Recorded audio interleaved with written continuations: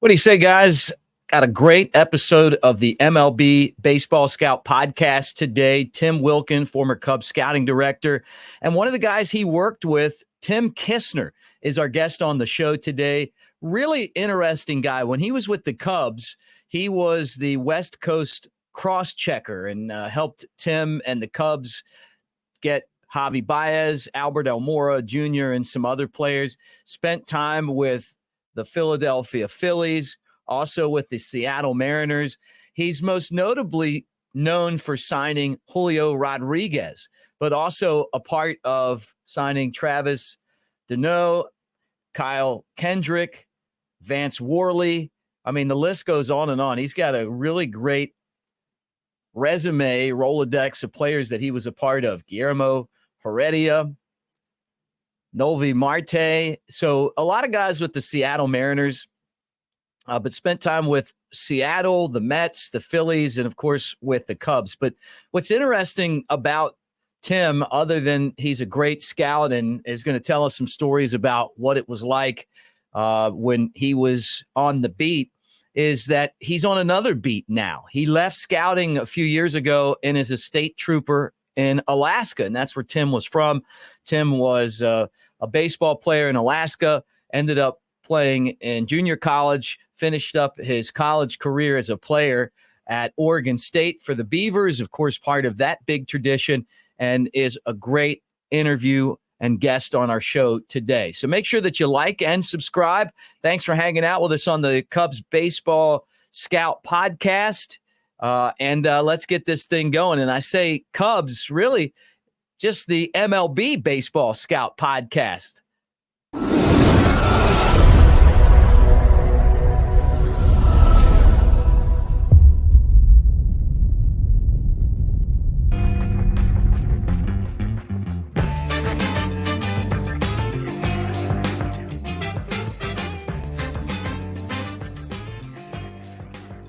What do you say, everybody? And welcome to the MLB Baseball Scout podcast. I'm Mick Gillispie with Tim Wilkin, and we love to get together and talk about everything in the world of scouting. Great to have you guys on the Cubs Baseball channel, and it is awesome to have our very first guest, a distinguished scout for 22 years who helped sign some of baseball's best players and is all the way out in Alaska. And I'm talking about a guy who signed I would just save that for a second, but awesome to see you two, Tim Kissner. Great to have you guys on here. Tim Wilkin, let me start with you, Timmy. How you been? Oh, tremendous. Been getting into the routine, and it's quite different than the days of past that had all this nonstop travel and ad lib, and all of a sudden I'm more stationary than I've been in quite some time and enjoying it. Yeah, well, introduce us to Tim. I mean, you guys go way back, and this is exciting, and then we'll start talking to Tim. But I can't wait to hear you guys conversate, to be honest with you. I'm going to smoke my cigar and listen a lot today. Red Arbach. But no, I had met Tim a few times out in the left side of the country. He was an area guy with the Philadelphia Phillies. And that was your first organization, right, Tim? Before the Phillies, I was with the Phillies for 10 years. My first year was with Cleveland. I got hired by the Cleveland Indians in 1999 for 1 year. And then 2000, you went to the Phillies. Yeah, for 10. Yeah. So anyways, getting back to the subject, I believe it was probably 2010 that I was with the Chicago Cubs. I was scouting director, and our West Coast guy had become our national guy, Steve Hinton, and we were looking for a guy to do the regional job. And Tim had been an area guy there with the Phillies for quite a while, And they had a couple candidates, and the one incumbent, and Tim, it was Daryl. What was Daryl's last name? For the Phillies? Yeah. Daryl Connor. Yeah, and great guy. And he had a few more years experience. So Marty thought, being inside the Philly organization, he said Tim Kissner was a super candidate for it, but they kind of went the side of Daryl being there for a while, and who was a very good scout. And so anyways, they hired Daryl, and I ran into Tim's boss, Marty Wolliver, one of the best people I've ever met in the industry. And he was the scouting director with the Phillies, and we'd had a lot of conversations. And Marty said to me, he said, "I hear your West Coast job is open." And he says, "I think I got a candidate for you." And he said, "It's Tim Kissner." And after it was all over, we decided on Tim. Once Marty told me I was in, I didn't really need to talk to Tim that much. I basically knew that this was going to be a good addition to our staff as the regional supervisor. So I thought maybe it might have been one of the most unselfish tributes to Marty Wolliver that he knew Tim was ready to be a regional guy, a supervisor, and it was an easy hire. I didn't spend a lot of time with Tim because I believed in what Marty said, and through the years, I had seen Tim at many games, and so I kind of knew the work ethic, talk about players, and Tim could break them down really well. And so we ended up hiring Tim from there. So you can take that one from there and go ahead, Tim. Yeah, I mean, I remember my dad and I, it was 2010, and we were flying from Seattle to Philadelphia. It was the playoffs, and I think we were playing Cincinnati in the first round. And Philly had said, the Phillies had said, "Hey, if you want to come in and watch, the series versus the Reds, we'll give you tickets." I think it was the divisional series. So my dad and I fly from Seattle to Philly, and we land, and there's a message from you on my voicemail, Tim. And it's like, "Hey, I'd like to talk to you about the West Coast job." And I remember telling, so my dad was like right there with me when I got the voicemail. And I just remember being super pumped. And I'd always, thought the world of you, didn't know you very well.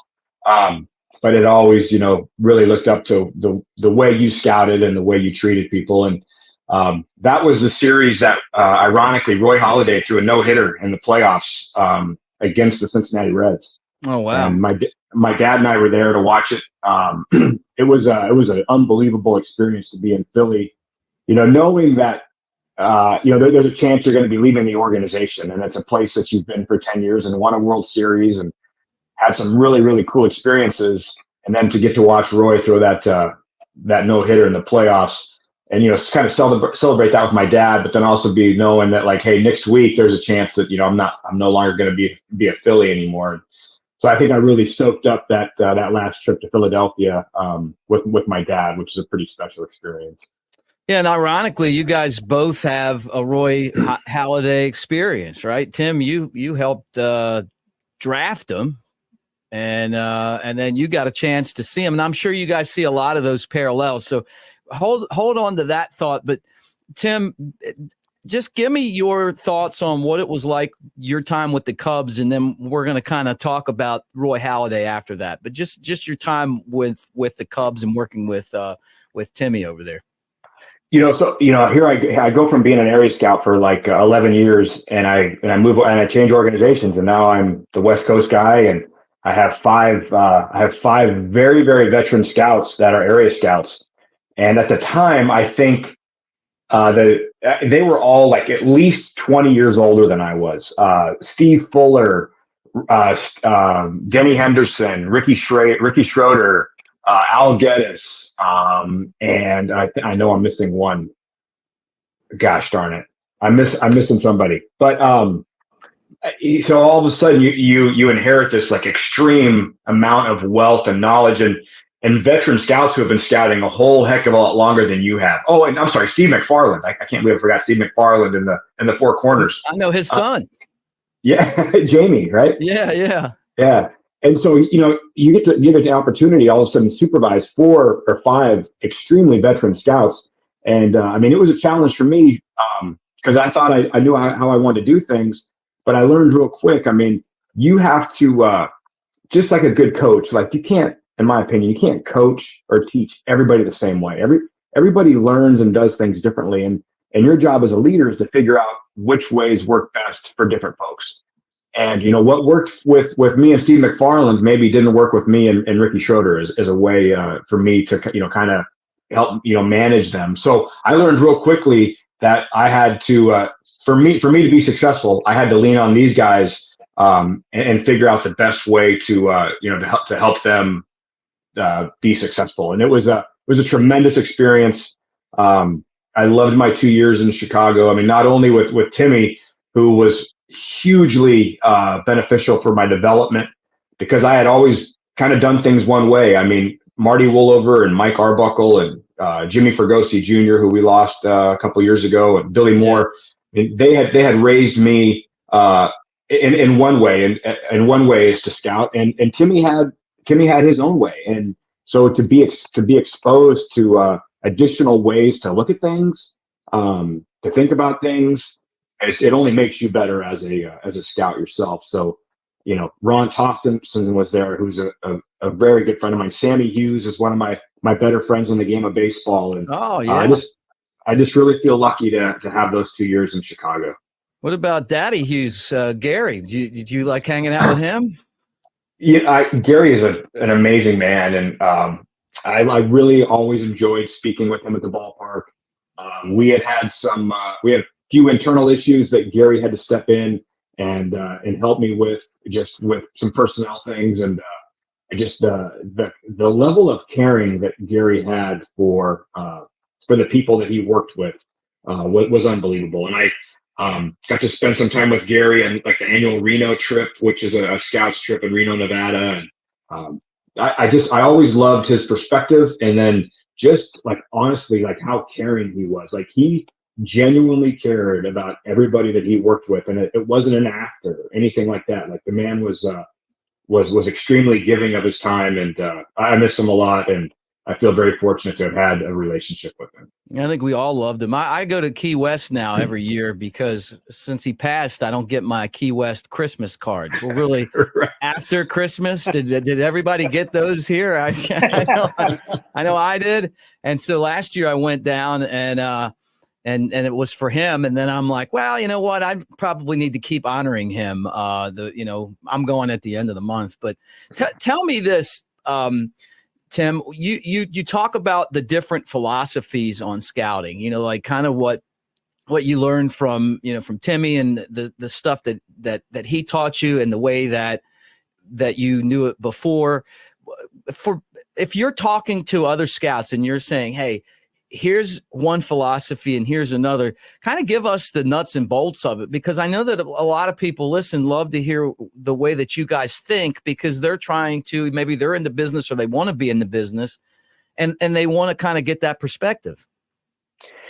I think one thing, when I was with the Phillies, it seemed like we were always aiming to shoot the moon. We were always going high reward, high risk. Pure athletes. I remember there was, again, times always change, but there used to be kind of this organizational philosophy that if you weren't at least an average runner, you would never have anything better than average range at shortstop. And I think that's not true. Those guys who don't have the quickest feet straight ahead, who have tremendous reads off the bat, who have their lateral quickness is far greater than their straight ahead quickness. Like Cal Ripken compared to Ozzie Smith, right? Absolutely. And if you neglect things like that, if you neglect if you shrink in your talent pool, like, oh, that guy's got tremendous hands at shortstop. He's got great instincts. He's a winner. He's a leader. But Right. if you focus on the fact that this guy's not like he's only an average runner, so at best he's only going to have average range, so we're going to kind of move by him. You're selling yourself short. And I think the one thing that Tim put a lot of emphasis in was I spent a lot more time focusing on guys who were good baseball players. There's guys that aren't the sexiest players, guys that don't have the greatest amount of tools, but can really play the game of baseball. And I think Tim really challenged me to find that. And it wasn't only find it like high in the draft. I mean, we were gonna draft a big leaguer in every round, and that was kind of the philosophy. And so I really spent a lot more time focusing on guys that maybe didn't jump out at you with wild tools, but were really darn good baseball players. And that was something that you know, if they don't show you the flashy tools, you have to spend more time in watching them in different, watch them play long catch. Watch how accurate they are when they play catch. Watch how they interact with their teammates before the game. Watch if they have a plan in batting practice. Are they able to make adjustments when coaches talk to them? What kind of athlete are they if they're a pitcher and they're fielding their position? All things like that. There's more than just the 5 tools that we get caught up on sometimes. It's, are they able to play the game and are they a winner? Yeah, that's great stuff right there. Tim, I'm sure you're proud to hear that. Oh, no doubt. And Tim is very perceptive, and once he honed into some of those other assets of players and pitchers, he just took off. And I think, as he explained earlier, that there's sometimes it's not through a grade. And I'll have a question for Tim later on when we get to Julio Rodriquez, but I was kind of stunned at his physique, and I'll ask Tim that later on, because it's a good question and hopefully an answer to encompass what you do to put a player into that kind of category that adds other report skills.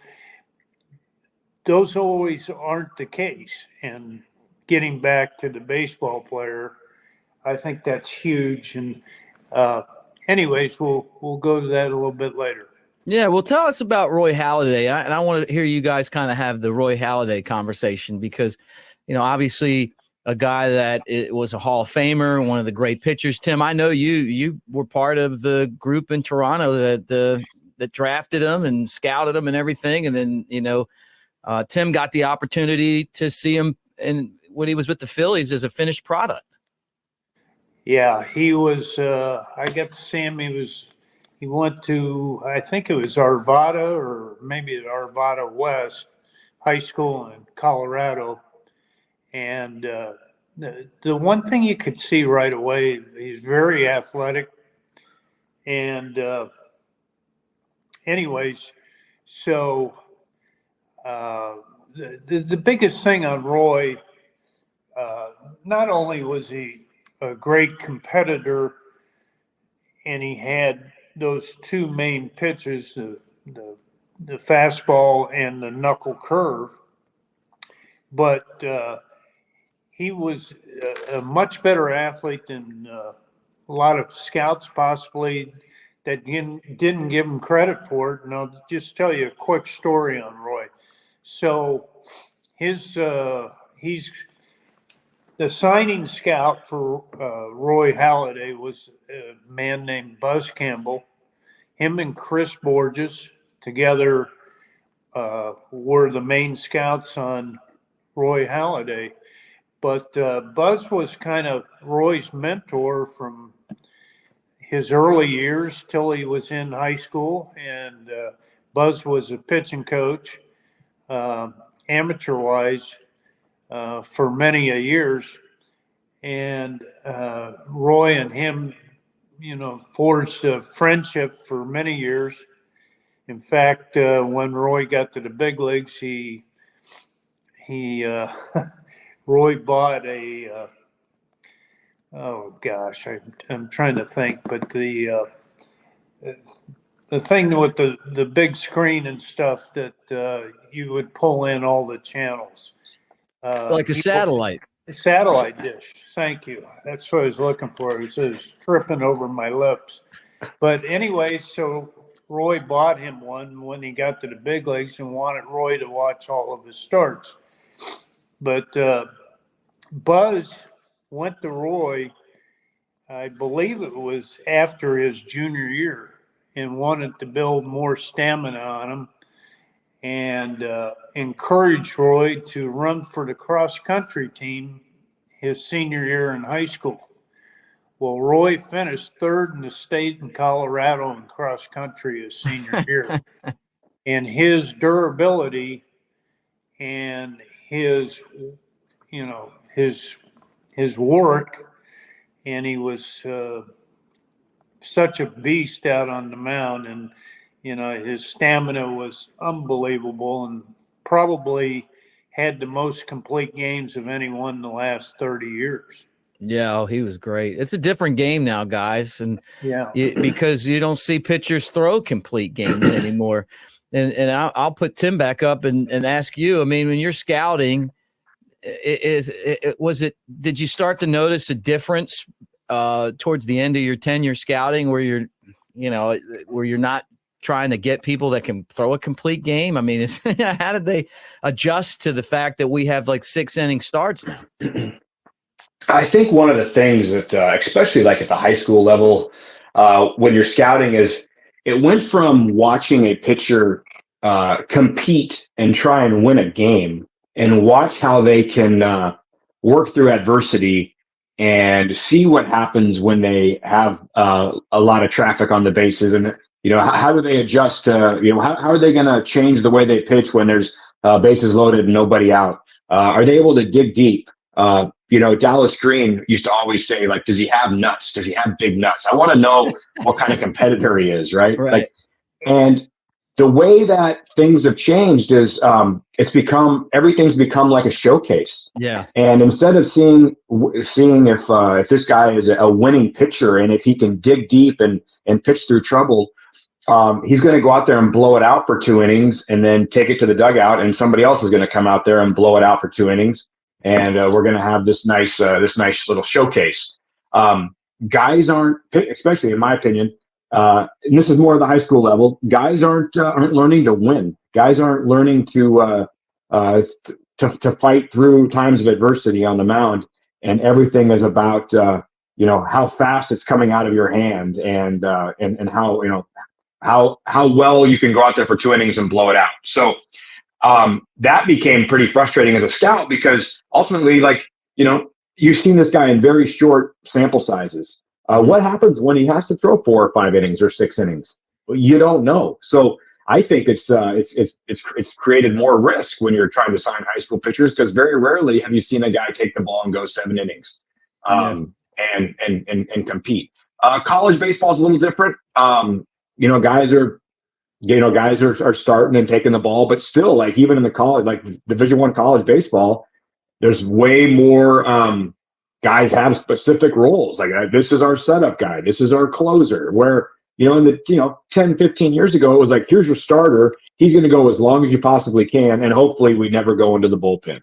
But with, I think, kind of the onset of all this additional velocity, I think it's really changed the way that guys approach pitching. And I also think, obviously, the side effect of that is the increased injuries, which is I hate to see. Yeah, look, I'll tell you this. I spend a lot of my time around the Cubs, and I've been critical about the development of pitching in the organization, but it's not just them. I mean, there's not many organizations that allow pitchers to go deep in games in the minor leagues or even in the major leagues. And I guess that's why the philosophy's like that in the minor leagues, because that's kind of how the philosophy is anyway. But then you see some organizations that do allow guys to pitch and get out of trouble. I think about conversations with Greg Maddux when he was Jim Hendry's special assistant, and he would come and hang out with us and talk about, hey, if your team scores 6 runs, how many runs can you give up? Well, you can give up 5. If your team scores 2, how many can you give up? Basically him saying it's a game. It's like chess. Like you're trying to win that particular game. So I think we're all on the same page when it comes to that. I just think that the game itself isn't as good as it was when I was a kid, when you would get Greg Maddux matched up against Nolan Ryan, or you would get, Roger Clemens against, whoever. I mean, like it feels like one of the reasons to me that the game has slid back a little bit as far as popularity. And I want to hear what you guys think. Just my opinion is because of the showcase mentality, which I totally see. We're worried about pitch shapes and spin rates and velo instead of worrying about getting outs. Yeah.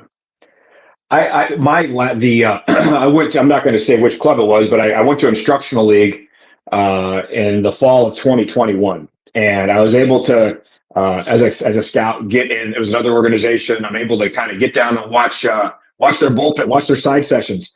And I'm sitting there, and a couple of the coaches for this other organization are guys that I know pretty well. And I'm watching this. It's like 6 pitchers throw bullpens at one time in a big 6-pack. And I'm sitting there watching balls go everywhere.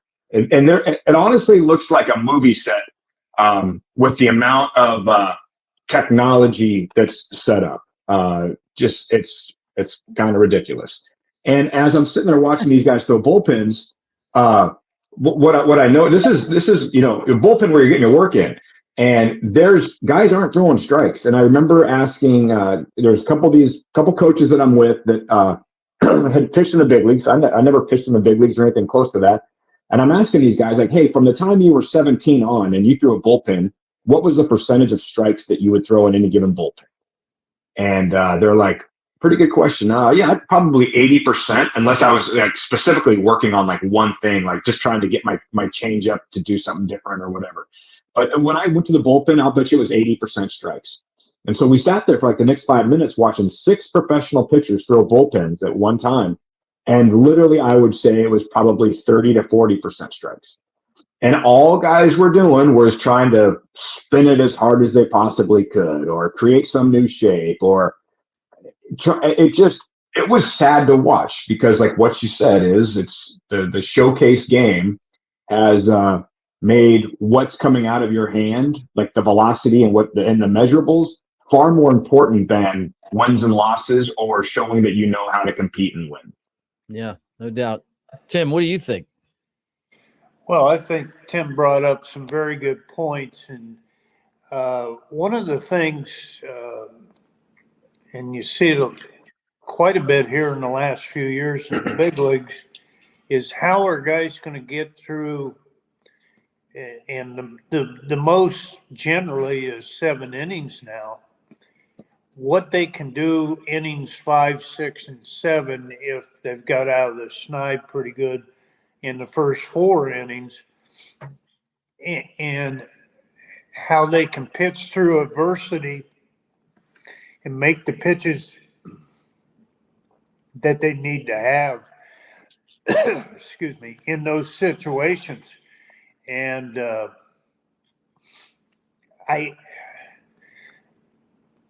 it's hard to say, but I'd be interested to see why guys can't get to that 7th inning. And is it throwing programs?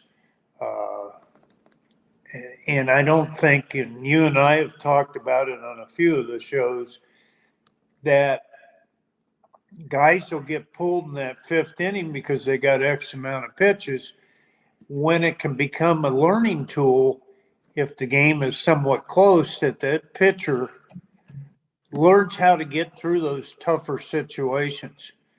And you don't have to win at those places. I know the Tennessee Smokies finally got their first title, but as you know, through the years, there was a lot of pitchers that came through there that were Cubs and Blue Jays before you got there with the Tennessee Smokies.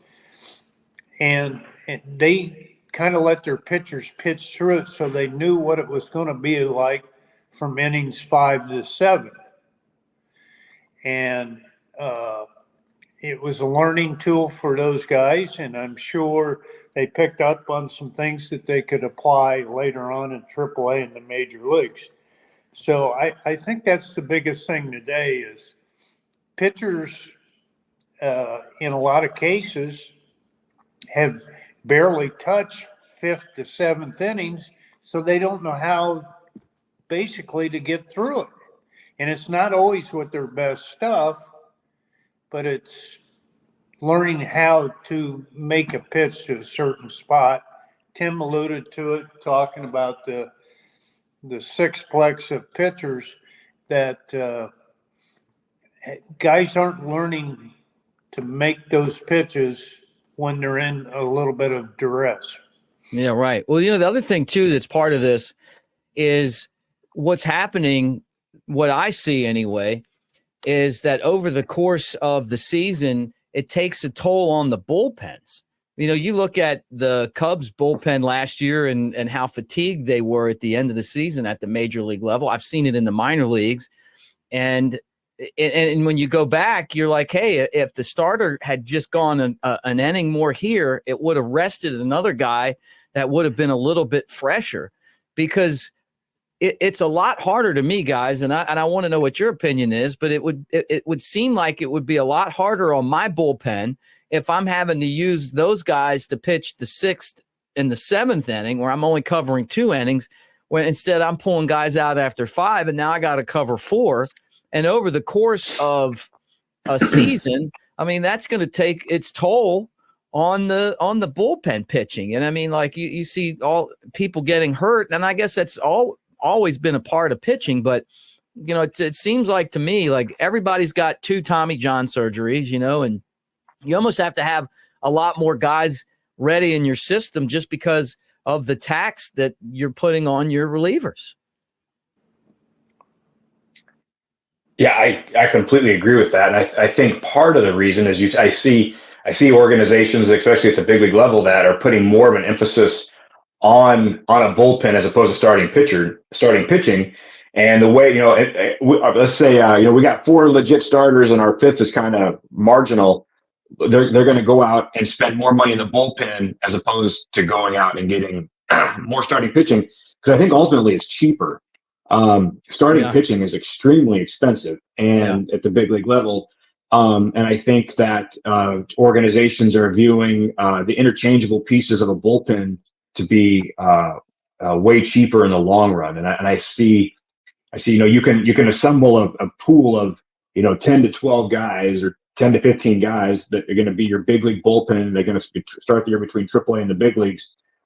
They all throw hard. They all have what the organization likes, and that's going to be a whole heck of a lot cheaper than additional starting pitching. So for me, I think it's a financial thing as well. Yeah, no, you're exactly. I mean, that's a great point that you make, and maybe if you're better at developing starters in the minor leagues, then all of a sudden you're not having to spend so much on starters in the free market, in the free agent market. But you're exactly right. I mean, look at what we've seen so far this offseason, guys that are like, I don't know, 4th and 5th starters are getting paid a ton of money. And the guys that are like the Blake Snells at the top of the rotation, or, the guys from Japan, that are coming over, and I mean, they're making a ton of money to be able to go out there and start. So, I mean, that is a really good point as far as the financial aspect of it. And it almost puts a lot more emphasis on what you guys are doing to go out and try to find some starters that are going to be able to pitch in the big leagues, because it is going to save you money. I mean, if half of your rotation was guys that were under their first contract that you drafted and developed, you're going to have a lot more financial stability, it seems like.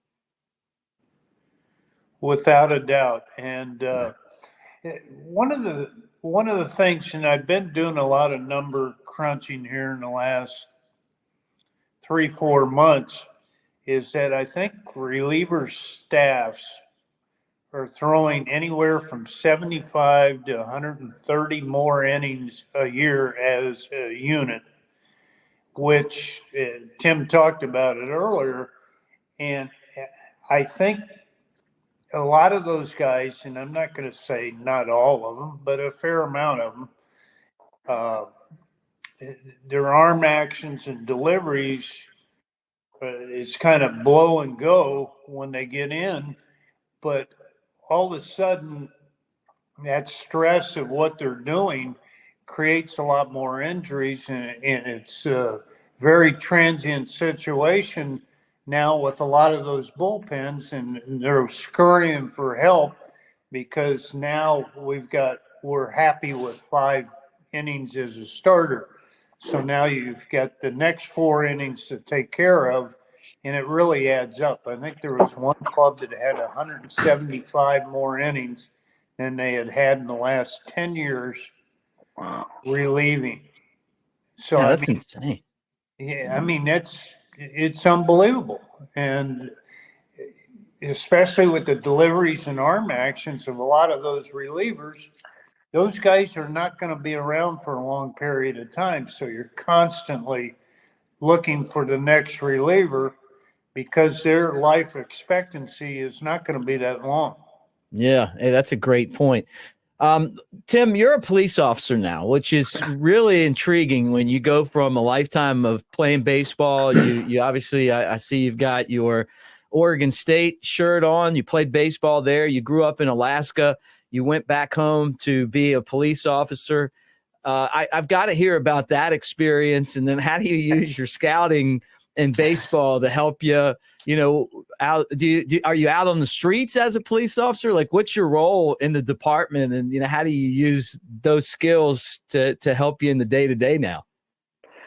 First of all, yeah, I went to Oregon State, and I will always take a chance to give Mitch Canham and the staff at Oregon State a shout out. I worked with Mitch with the Mariners and think the world of him. And a little sad to see the Beavers leave the Pac-12 and kind of see what's going to happen with them. But I'm sure Mitch will lead them on the right path. I'll be honest, man, 22 years in professional baseball. I've achieved, I never thought I'd be a director. Like when I started off as an area scout, I never anticipated I'd run a department. And I feel very fortunate that I was able to run a department for 6 years with Seattle. Things happen in life, personal, professional. And for me, I needed sometimes your computer freezes up and you got to go control alt delete to restart it. And I needed a personal control alt delete and then start over. I love baseball. I will always love baseball. Sitting here talking about everything we're talking about right now is like, this is what I miss the most, Wilk. Just, sitting around and talking with my friends at ballparks, at the hotel, sitting, waiting for a plane, like sharing our stories from the road and that sort of thing. I miss a great deal. But personally, I think I needed to kind of find myself again. I think in baseball, sometimes we get caught up and hey, I'm a professional baseball scout, and that's your identity. You know what? No, man, I'm Tim Kissner. He's Tim Wilkin. I mean, I think the world of Timmy, whether he's working in professional baseball or not. And I needed to kind of find that in myself again and not let that be my identity. Mm-hmm. So for me, it was, I missed Juneau, Alaska. That was my hometown. And I was trying to think of, what can I do in Juneau, Alaska, and to kind of go home and get grounded again. And my grandfather was an Alaska State Trooper. I always greatly respected what Pat Tillman did, walking away from the NFL, joining the Army. There's a Navy SEAL who was on the Bin Laden mission, who's written a couple books, who I got to know, who always talks about living for something bigger than yourself. And I thought, you know what, in a time when police officers are getting crushed in the media and just the circumstances that we're living as a country, I thought, this is my way to make a difference, and I'm going to make a difference in my hometown. So I did. I resigned from the Phillies. I want to say it was like January 20th, 2022. That was the same day that the Juneau Police Department hired me. And when I worked for the Cubs, Tim had this awesome way of when the guys would share their draft list.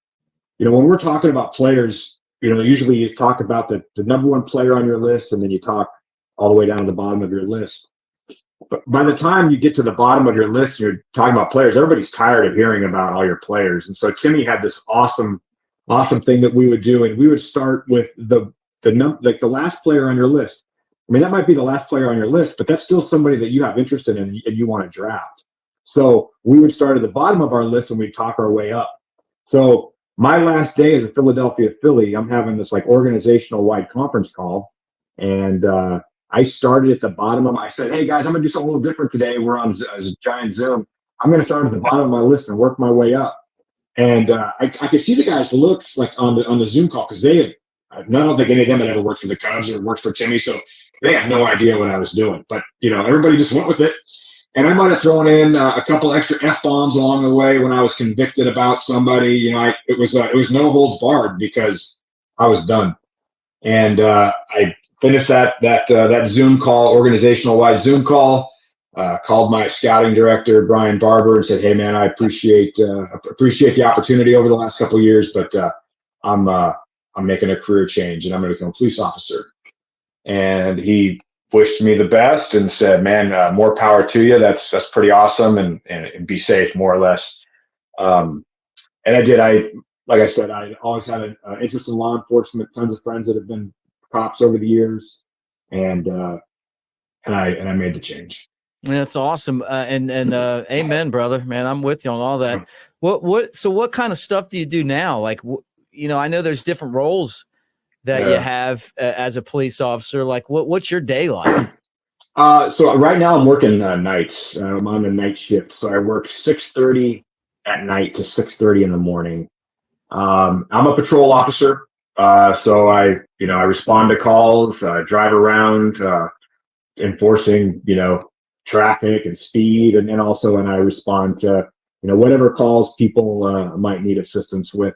Not to get into, too many, share too many, crazy stories, but, this is my hometown, and I thought it was, Mayville. I thought it was nothing bad going on in Juneau. And, over the last couple of years, we've had a couple murders. We had a shooting the other night that I spent 5 hours outside at 10 degrees while we were looking for the guy.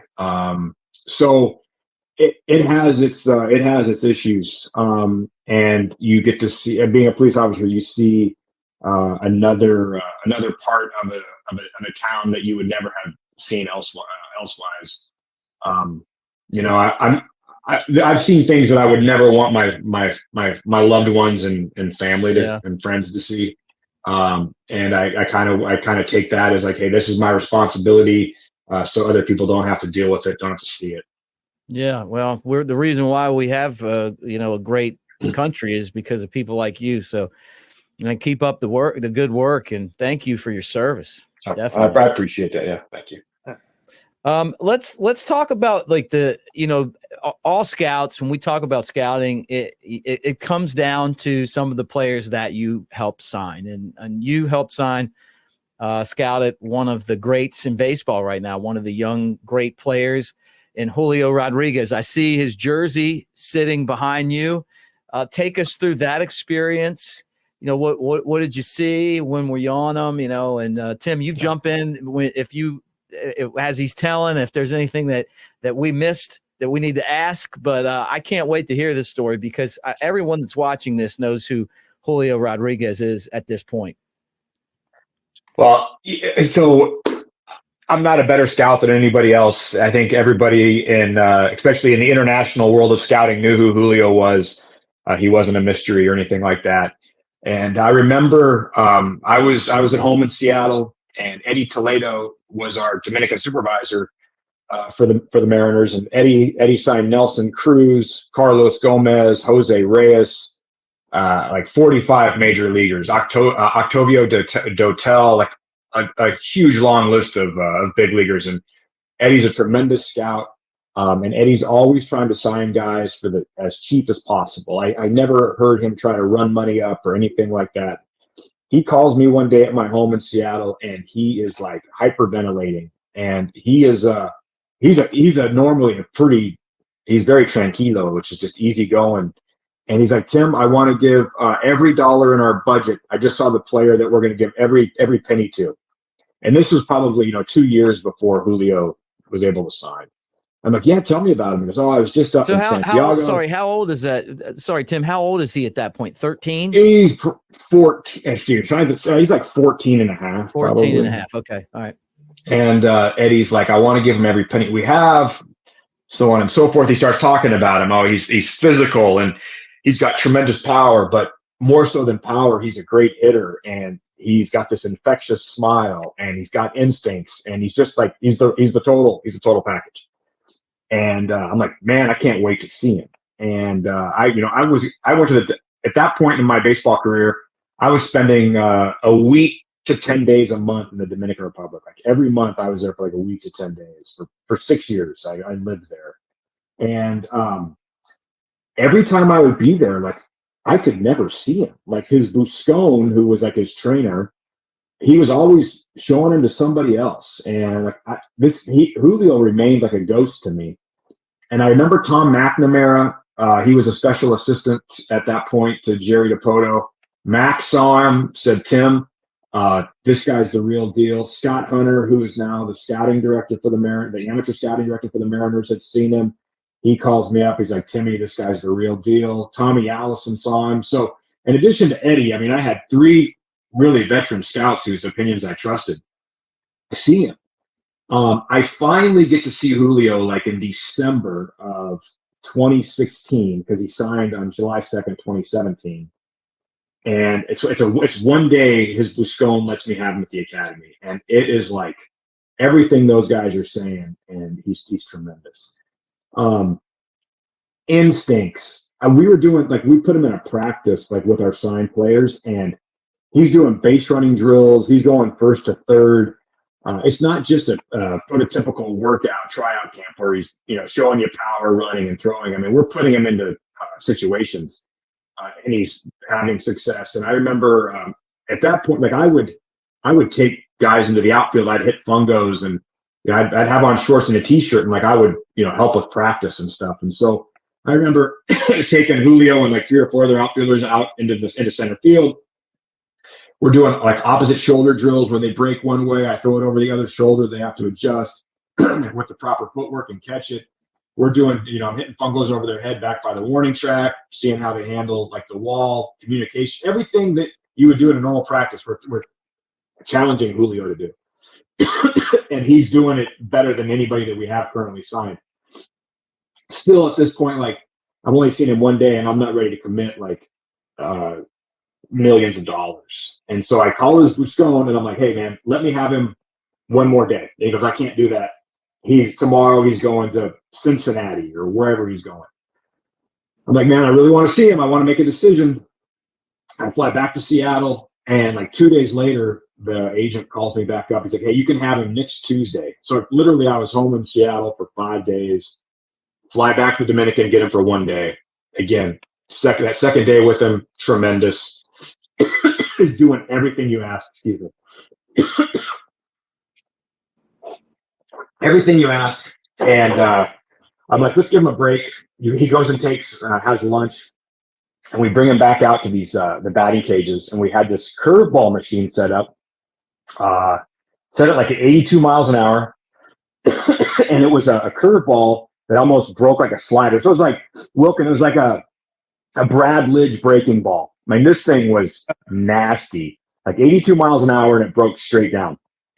And we had like 3 other kids hitting, and the first ball that Julio swung and missed, he swung and missed by like that much. The next like 9 balls, he barrels up and just drives on a line to like right center. I mean, it was the adjustment that he made on one swing. And then like the other 3 kids that we had brought in there too, man, they couldn't even touch it. they were swinging and missing like the whole time. So like I'm thinking like, okay, all the questions that I have been answered. This guy makes adjustments. He's a tremendous kid. Like the one thing I really haven't done is sit down and talk with him. So we bring him inside after this workout in the batting cages, and I talked to him for like an hour.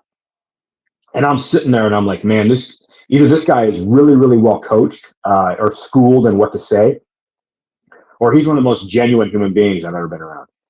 And I asked him something about like the best advice his mom ever gave him.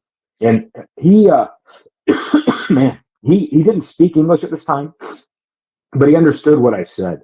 And he was tracking me as like, I'm telling Eddie Toledo to say this to him, ask him this question.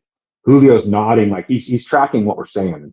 His answer to the best advice his mom ever gave him was, be very careful who you surround yourself with, because eventually the people that you surround yourself with are going to become who you are.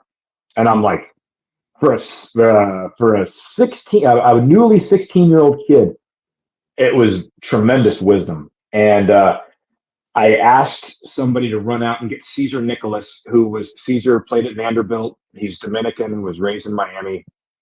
And he was our Dominican Summer League manager down there. And so I had somebody run and get him. I brought Cesar into this conference room.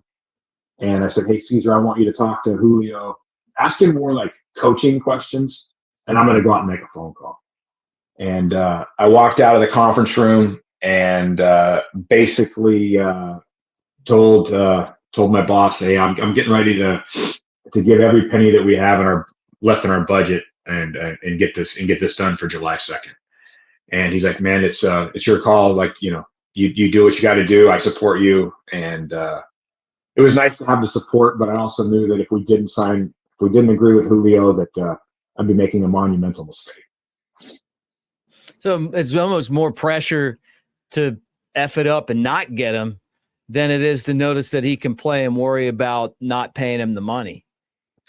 For sure. And I think I remember, another person that Tim and I have in common is Pat Gillick. And Pat has been in those years I was in Seattle, like a tremendous resource and almost like a father figure. And, why he calls me and checks on me, I'll never know. But he's an amazing man. And I remember asking him one time about like, how do you give somebody $100 million? And I remember him saying, well, when you first started scouting, like at some point you had to sign somebody like for your first $5,000, right? That was like the first guy you ever signed was some cheap guy. And then the number kept getting more and more and more until like when $100,000 was just like, hey, that's the risk we're taking for this level of player. And I'll never forget Pat telling me like, Tim, there's going to come a point in your time in your career when millions of dollars isn't as the number itself, the amount of money isn't as scary as it used to be. And it's just what it takes to sign the player, and your job is to sign players. So when we were talking about the amount of money there's going to take to sign Julio, I remembered that conversation with Pat, and I'm like, this money is what signs this kind of player, and we have to have this player. So the money's pointless. We need the talent, and I think that's kind of how I dealt with that in my mind. Yeah, well, Timmy, have you ever been in that situation before? No, I mean, this is the frontier that we have in not only Latin America, but all those outside the U.S. draft. And it sounds very, very exciting. I was never really a big part of it. I delved in it a little bit, but I can't imagine what Tim was going through there with Julio Rodriquez. And I've always found this interesting from afar. And Tim and I have not talked about it too much because Tim doesn't really, he shares stuff with me, but at the same time, he doesn't get into it in huge detail. But this was really great to hear. And I guess it was kind of like way back in the day before the first draft in '65. It was kind of an open frontier. Forget what the monies were, like Tim talked about. it's not about the monies. It's going back to your mental resources and to evaluate those players and not let that part get in front of you. And it was really fun to listen to. Yeah, no doubt. When you guys worked together for the Cubs, who are some of the players that you worked together on to draft for the Cubs that ended up in the big leagues? Tim got them all. I didn't get any. No, not remotely true. Our 1 year was Javier Baez was our first round draft pick. And I remember Tim, late in the season, Tim asked me to go. I was the West Coast cross-checker, and Tim asked me to go to Sebring, Florida, and lay my eyes on Mr. Baez, and I was appreciative of that. So I had some reference in the draft room when we were talking about him. The next year, our first round pick was Albert Almora. And we tossed around a few other names. I know Max Fried we tossed around as our first round pick that year. I've had the opportunity to work for different scouting directors, and then like Jack Zaremczyk was my first general manager in Seattle, and Jack had been a scouting director. And I think the one thing that the good scouting directors that I worked with Timmy and Marty Woolover, and then Jack's kind of draft philosophies, and why we took Almora is at the high end in the first round, finding like top end position players, in my opinion, and I think in those guys' opinions as well, is more difficult to find than top end pitching. And so like when you're picking high in the draft, if you have two players that you kind of value the same, and one's a pitcher and one's a position and one's a hitter, we're gonna lean towards the hitter, and I think that was a philosophy that I took from Timmy into my international scouting career as a director, because I was gonna put my money on position players, and then you wouldn't have to spend as much money. I think you can get pitching talent, for lesser dollars or really anywhere in the draft. I remember watching the Mariners affiliate when they were in the Southern League in Jackson, and they would constantly have great talent, and they traded a lot of those guys away. How many of your guys did you see them get traded, and how does that affect you? I've asked you this before, Tim, just because I know the same thing. It's part of it. I mean, you draft guys and they get traded. So I'm going to ask you the same thing. I'm sure that you had a ton of guys that were drafted because the Mariners seem to always trade a lot of their prospects. I think in those 6 years, I have a list, but I think there was 22 young Latin players traded in major league trades that the Mariners traded. And how it affects you is you want to try and be open-minded. Hey, I signed this guy. I know him pretty well, but you also want to remember what's best for the organization. And I guess sometimes as scouts we become territorial. I'm guilty of that. Like, hey, we haven't given this guy enough of a chance. Right. I think at the end of the day, all we want as scouts is just ask my opinion. Just if you're going to trade this guy, that's wonderful. You're the general manager. That's your prerogative. But at least give me a chance to talk about him before you trade him. I spent a great deal of time, beating the bushes of Venezuela, Colombia, the Dominican, to sign this guy. At least give me an opportunity to tell you what I think about him. You can already have made up your mind that you're going to trade him or not trade him, but at least give me a chance to talk about him. And I think that's all as scouts we want. Yeah. And Tim, I know you and I have talked about this many times. Oh yeah. And you just resign yourself to the fact that what might be better for that player if he gets traded, and it still puts a stamp on what you and the organization had tried to accomplish, but at least you had the resources to make those deals, where some other organizations possibly didn't have those resources because they had not signed those players. And I can remember some old time scouts, and I guess I'm to that point. But I can remember when I was younger, sometimes it's not going to be for the team that has drafted or signed that player, and you're happy as hell for those players when they do go to another club and they're very productive, and that's what you had seen, and hopefully you can provide those resources, and it also gives huge organizational depth, which allows for those trades, because if you're a little bit thin prospect wise, you're not going to be able to make the deal. So that's part of the situation that we go through as scouts, and you hate like hell, but I've had some valuable lessons through the years.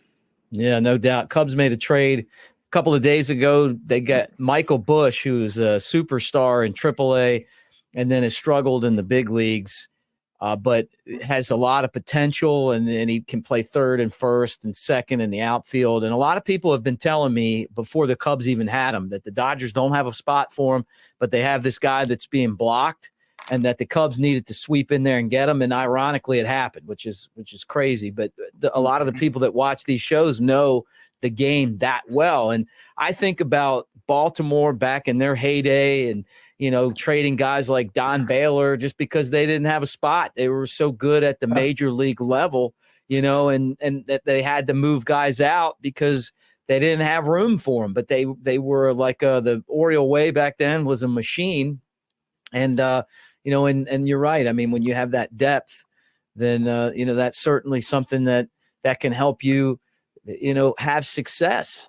And I want to ask you guys this now, in your opinion. I say this a lot on the shows. I feel like when I got into baseball, professional baseball, 2003, that the biggest jump that I saw was from A ball to Double A. I felt like you just saw guys who just kind of not make it, Now I feel like the biggest jump is AAA to the big leagues, and I feel like it's like this, and my opinion is because we push guys up so fast now that they don't have the trouble that they used to have moving up through the levels.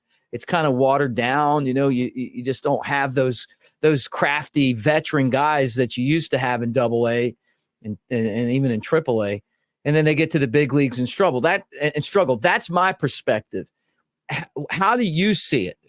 How do you see the jump? What was the biggest jump? Is it always been AAA to the big leagues? And I'll start with you, Tim, and then I'll swing over to Timmy. Yeah, I think one thing I've noticed is back, like when I first started scouting, I would, and again, I haven't run the numbers or looked, but I felt like the median age or the mean age of a AAA baseball player was, I don't know, 27 to 32. I mean, you had guys playing AAA baseball that had extensive major league time, and we're still playing, and they were expensive. It cost the organization money to have, a 10-year, a 5-year major league veteran in AAA in his mid-30s. And I think I've noticed that the AAA rosters are getting younger and younger and younger. Again, I think it's somewhat financial, and I think it's less of an impetus in development. And again, as we were talking earlier, everything is about the measurables, like velocity and exit velocity and spin rates and that kind of stuff. And so players are being pushed. And so I think more and more guys are learning how they're being forced to learn at the major league level. Whereas in the past, it was like you got to the big leagues, you know how to play the game. Now guys are going to the big leagues, are still in the process of learning the game. So I would agree with you. I think, guys used to be like A-ball, like, hey, he just didn't get out of A-ball. That was like a phrase you heard all the time. Got to A-ball, that was it. It was a tough, he couldn't make it to Double A. But now, I feel like AAA is watered down, and I don't think the veteran players are sticking around like they used to. And, it's ultimately the biggest jump is actually getting into the big leagues. Man, that is a great answer. And you know, Timmy, I'm going to throw you up there. That is it. I mean, because that's a perspective that when you say it, I totally agree with that. I mean, no wonder, you know, and that makes so much sense to me. Oh, Do you see it the same way? Yeah. There's a huge variance now today, and Tim brought it up with the age part that you might have 3 to 5 players on that AAA club that was very veteran oriented, of sometimes everyday players, but part-time players that had played in the big leagues. And now all of a sudden you're sending some of your prospects up to AAA back then. And I think they learned how to play a little bit more because some of those guys took those players under their wings and helped them with their baseball game. Today, everyone's a comparable age as they're going up the ladder from A to AA to AAA, and there's not a huge variance of ages anymore. Yeah. So some of those guys are still trying to prove themselves at 26 to 30 in AAA, and that 21 to 23-year-old guy that's in his first year in AAA, he's probably not getting the help he is from teammates because they're trying to, you know, they're trying to get to the big leagues as well. So it has changed quite a bit, and I think it's because of the reduction.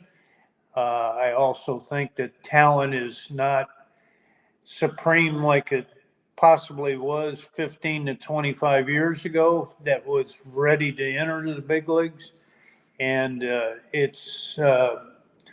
you're trying to learn on the fly in a lot of cases in the big leagues. And if you don't have that productivity, so as a side deal on that, I think that you may see in the next 5 to 8 years players that had a couple failures as younger guys, as they got to the big leagues, they finally figured things out and possibly will get there between the ages of 26 to 30 instead of 21 to 25. Naturally, you got your superstars, and Julio Rodriquez is a huge exception. I mean, he just turned 23 here recently. I mean, already, you know, rookie of the year, 2 silver sluggers, 2 all-stars. I mean, he hit the ground running, but that's not the case of everyone trying to get to the big leagues. And I think you're going to hear a lot more stories about a guy kicked around for 3-4 more years, and then all of a sudden he figured it out, whether it was by himself or he got together with other coaches, different organizations, philosophies, and something kicked in for that player. Yeah, the Rangers don't win the World Series without one of those guys. Oh, no doubt. You know, what is it, Aroldis Garcia off the top of my head? But I mean, the series he had, yeah, he won the series for him. I mean, like, and he was one of those guys that bounced around, and they gave up on him maybe a little too early, and you know, and then eventually he got there. And you're right. I mean, that's part of the if you're going to push guys up and you're going to say, hey, you know, you got to be out of AA by 24, and then you're in AAA by 25. That I guess you really kind of answered my question as to why, because I've been watching, and the AAA, the big league jump has been enormous. And then on top of that, you know, going to the Cubs, you know, I see why you hire Craig Counsell, because you got to have somebody that's into developing at the major league level. It's no longer, you can't say, hey, I'm not here to develop, or you don't have a job with some organizations, because they're going to have guys that are coming there and they need to figure it out. And for them, like the Brewers, like they did it. They did a great job of it. And that's why he's the highest paid manager in the game of baseball right now, because he's good at it. All right, Tim, we've talked for an hour. It's flown by, but I know that you guys are probably saying, hey, we got to get to the end of this podcast. So we're going to do that. But what I want to do is I want to throw you up again one more time, Tim, and just and talk about other guys just give me like a couple of the guys that you signed, and I know you've got a huge list. Travis d'Arnaud, one of those guys, and that you remember signing, and and like the experience that it took to get them, kind of like that stand out to you. Yeah, I've signed players that got to the major leagues. Some of the ones I'm the most proud about are guys that didn't even get to the big leagues. I signed a kid in the 7th round in 2005 named Jermaine Williams out of inner city Los Angeles. And I mean, he was from like the projects of Los Angeles, and a really, really rough neighborhood. He didn't have a great professional career, but he got a signing bonus, and he also got the college scholarship plan.